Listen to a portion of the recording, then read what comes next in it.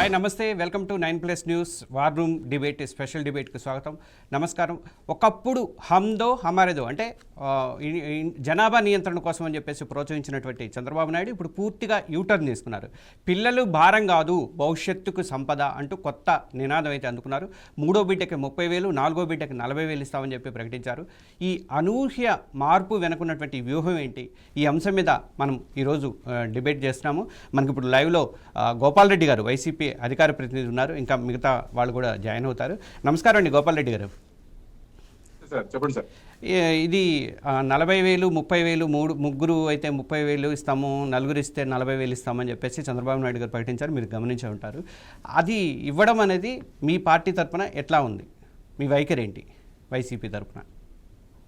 నేను దీన్ని పూర్తిగా వ్యతిరేకిస్తాను సార్. ఇప్పుడు భారతదేశంలో జనాభా ఆల్రెడీ 1.5 మిలియన్ ఉంటే, బిలియన్స్ ఉంటే, అంటే 150 కోట్ల జనాభా ఉంది. 150 కోట్ల జనాభాలో ఇప్పటికే అధికమయ్యి అన్ని అవసరాలు తీరక, అంటే ఇప్పుడు అన్ని కాస్ట్ అయిపోయినాయి. చదువు ఎల్కేజీ యూకేజీ చదవాలంటేనే 3 లక్షలు 4 లక్షలు అయిపోతుంది. ఇప్పుడు అవుతా ఉన్నప్పుడు తర్వాత మిగతాది ఏంటి? కణం అనేది సులభమే, కండిన తర్వాత వాళ్ళు ఏం చేయాలా, ఎట్లా పెద్ద చేయాలా, సమాజానికి ఉపయోగేట్టుగా మంచి బిడ్డలుగా బాగుపడుతులు తీర్చిద్దాలంటే చాలా కష్టమైన పని. కసరత్తు కత్తిమిస్తాం లాంటిది.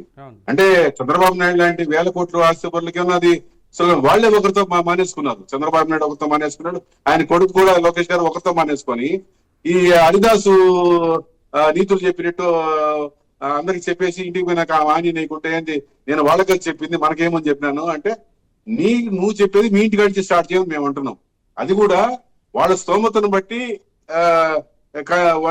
వాళ్ళు నిర్ణయించుకుంటారు. మీరు చెప్పే అంత అవకాశం లేదు. అందరికీ దూరదృష్టి, వాళ్ళ పిల్లల భవిష్యత్తు, అంటే నీ కొడుకుని ముఖ్యమంత్రిగా చేసుకోవాలని ఎలా ఉంటారో వాళ్ళు కూడా బిడ్డలు కానీ వాళ్ళ భవిష్యత్తు కూడా బాగున్నారు. వాళ్ళు కోరుకుంటు నువ్వు 5-6 మంది అనేసి మీ ఇంట్లో పాలేళ్ళు గాను, లేకపోతే హెరిటేజ్ కంపెనీలో ట్రైనింగ్ చూసే యువకులు గాను పెట్టదలుచుకోవాలా అంటే గోపాల్ రెడ్డి గారు మాట అన్నారు. అంటే స్త్రీలు అంటే ఓన్లీ బిడ్డలు కనే దానికన్నా కిరణ్ బిడ్డ మాజీ ఆమె గవర్నర్ గా ఉంది, లెఫ్టినెంట్ గవర్నర్ గా ఉంది, ఆమె కూడా అయింది. స్త్రీలు మిగతా ఏంటి విషయాలు, స్త్రీల హక్కులు ఏంటి, స్త్రీలు సమానం అవుతుంది, స్త్రీల యొక్క సాధికారత ఏంటి, వాటి గురించి మాట్లాడకుండా స్త్రీలు బిడ్డలు కనేదానికి ఉండాలని చెప్పడం కూడా దుర్మార్గం అని చంద్రబాబు నాయుడు గారి వ్యాఖ్యలు కూడా ఖండించింది. మేము కూడా అదే విధంగా ఖండిస్తున్నాం. ఇది మాకు వదిలేయండి, ప్రజలకు వదిలేయాలి తప్ప మీరు ఆశ చూపి వాళ్ళను మరింత కష్టాల్లోకి నెట్టాలని ప్రయత్నము, అంత అనుభవశాలిగా ఉన్న వ్యక్తి దానికి కారణాలు కూడా చెప్పాలి. ఎందుకు అనమాట 4 పెట్టింది